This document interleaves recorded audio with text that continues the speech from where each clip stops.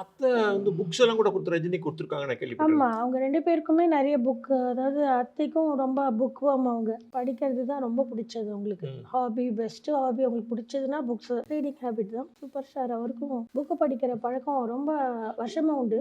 ஒரு interesting story சொல்றேன். நான் குழந்தையா இந்த போயஸ் கார்டன் இந்த வீட்ல இருக்கும்போது, என்னோட ஃபாதர், மதர் 2 பேரும் இங்க ஈஸ்வரி லெர்னிங் லைப்ரரின்னு சரி. Royapettah I think still there library சரி. இருக்கும். சரி.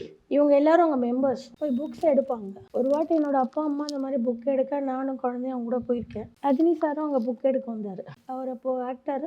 He was a very famous actor.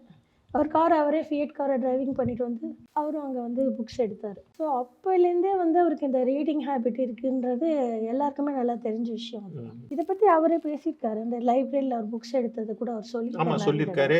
Jayakanthan books குடுத்துருக்காங்கன்னு இது சொல்லியிருக்காரு. வந்து இப்போ அத்தையை பற்றி சொன்னார். அத்தையை பற்றி அவர் பேசும்போது முக்கியமாக சொன்னது இந்த புக்ஸை பற்றி தான் அதிகமாக. அப்போ வந்து நானும் அவங்க 2 பேருக்கும் காமன் இன்ட்ரெஸ்ட் இந்த புக்ஸ் படிக்கிறதுனால சரி, சரி.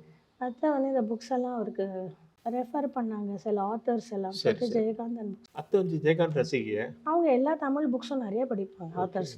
ஏன்னா அவங்களே எழுதியிருக்காங்க. She wanted to become an author.